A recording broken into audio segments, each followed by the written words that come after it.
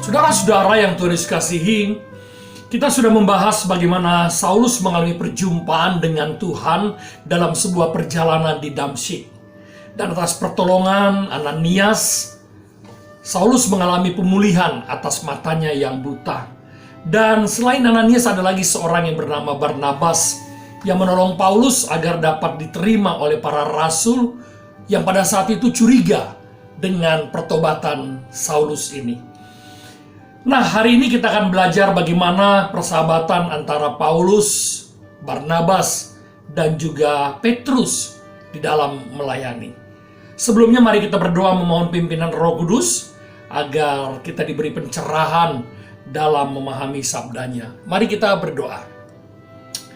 Tuhan, hari ini kami bersyukur jika pada saat ini kami hendak belajar tentang kebenaran firman-Mu yang mengajar kami dalam kebenaran ini untuk melihat bagaimana kami di dalam melayani-Mu sebagai orang yang mengalami pertobatan, pengampunan, anugerah keselamatan yang tentu harus kami nyatakan dalam kehidupan yang berubah dan menjadi kesaksian bagi sesama. Dalam Yesus Kristus dan pimpinan Roh Kudus, kami mohon tolonglah kami yang hendak belajar pada hari ini. Amin. Saudara-saudara yang Tuhan kasihi, persahabatan Saulus yang kemudian berubah nama menjadi Paulus dengan Barnabas sangat baik sekali. Bahkan ketika Barnabas mengalami kerepotan dalam melayani jemaat di Antioquia, Barnabas memanggil Paulus untuk membantunya. Mari kita membuka Alkitab kita dari Kisah Para Rasul 11 ayat 22 sampai 26. Kisah Para Rasul 11 ayat 22 sampai 26. Saya akan membacakan bagi saudara. Maka sampailah kabar tentang mereka itu kepada jemaat di Yerusalem. Lalu jemaat itu mengutus Barnabas ke Antioquia. Setelah Barnabas datang dan melihat kasih karunia Allah, bersukacitalah ia menasihati mereka supaya mereka tetap setia kepada Tuhan. Karena Barnabas adalah orang baik, penuh dengan Roh Kudus dan iman, sejumlah orang dibawa kepada Tuhan. Lalu pergilah Barnabas ke Tarsus untuk mencari Saulus, dan setelah bertemu dengan dia, ia membawanya ke Antioquia. Mereka tinggal bersama-sama dengan jemaat itu 1 tahun lamanya, sambil mengajar banyak orang. Di Antioquia lah murid-murid itu untuk pertama kalinya disebut Kristen. Nah, saudara-saudara, dua sahabat ini begitu luar biasa dalam pelayanan mereka. Nah, akan tetapi persahabatan itu tidak berlangsung langgeng karena kemudian terjadi perselisihan. Nah, menarik sekali saudaraku. Terjadi perselisihan dari dua orang sahabat yang memiliki hati yang tulus melayani. Nah, mari kita mulai membaca firman Tuhan dari kitab Galatia 2. Galatia 2 ayat 11 sampai 14. Saudara bisa nanti melihatnya. Galatia 2 ayat 11 sampai 14. Saya akan membacakan bagi saudara. Tetapi waktu Kefas, maksudnya Petrus, datang ke Antioquia, aku berterang-terang menentangnya, sebab ia salah. Karena sebelum beberapa orang dari kalangan Yakobus datang, ia makan sehidangan dengan saudara-saudara yang tidak bersunat. Tetapi setelah mereka datang, ia mengundurkan diri dan menjauhi mereka karena takut akan saudara-saudara yang bersunat. Dan orang-orang Yahudi yang lain pun turut berlaku munafik dengan dia, sehingga Barnabas sendiri turut terseret oleh kemunafikan mereka. Tetapi waktu kulihat bahwa kelakuan mereka itu tidak sesuai dengan kebenaran Injil, aku berkata kepada Kefas di hadapan mereka semua, jika engkau seorang Yahudi hidup secara kafir dan bukan secara Yahudi, bagaimanakah engkau dapat memaksa saudara-saudara yang tidak bersunat untuk hidup secara Yahudi? Paulus menegur mereka secara langsung dan tidak di belakang. Mari kita perhatikan Galatia 2 ayat 14 yang tadi baru kita baca. Tetapi waktu kulihat bahwa kelakuan mereka itu tidak sesuai dengan kebenaran Injil, aku berkata pada Kefas di hadapan mereka semua, jika engkau seorang Yahudi hidup secara kafir dan bukan secara Yahudi, bagaimanakah engkau dapat memaksa saudara-saudara yang tidak bersunat untuk hidup secara Yahudi? Kemudian ia menyebut dua nama besar, yaitu Petrus dan Barnabas. Barnabas yang adalah sahabatnya. Paulus menyebut mereka berdua sebagai orang munafik. Mengapa disebut sebagai orang munafik?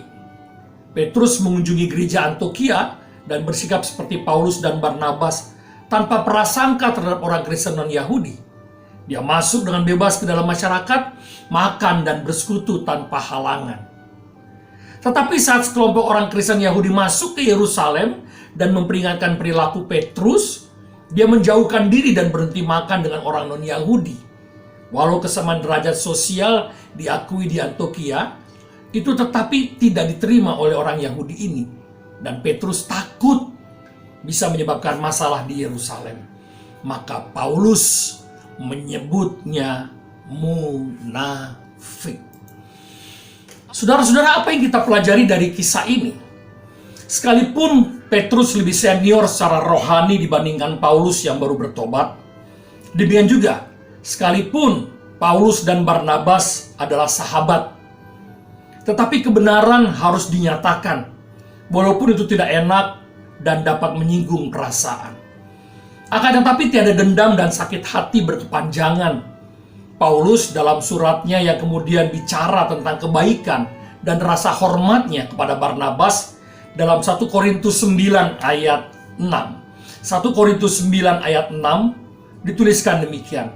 Atau hanya aku dan Barnabas sajakah yang tidak mempunyai hak untuk dibebaskan dari pekerjaan tangan? Apa yang mau dikatakan dari teks ini? Paulus sedang mengkritik orang-orang yang mengkritik dirinya dan Barnabas. Lihat saudara, Paulus tidak mendendam, bahkan ia membela sahabatnya dari kritikan-kritikan orang. Nah, dari renungan hari ini, marilah kita menyadari bahwa dalam pelayanan tidak selalu berjalan mulus. Kadang ada konflik, gesekan, selisih paham. Tetapi semua itu akan mendewasakan. Dan jangan biarkan perpecahan berlarut dan terus berkepanjangan. Ingatlah bahwa kita adalah orang berdosa yang telah ditebus oleh Tuhan Yesus Kristus. Dan sebagai bentuk ucapan syukur, maka kita mempersembahkan hidup kita untuk melayaninya, sekalipun tidak mudah dan perlu bayar harga. Karena harus merelakan diri rendah dan siap untuk menerima segala hal yang tidak menyenangkan. Tetapi tetap terus menebar kasih, karena kita adalah orang-orang yang sudah ditebus dalam darah Kristus. Mari kita berdoa. Terima kasih ya Bapa, kami sudah belajar hari ini.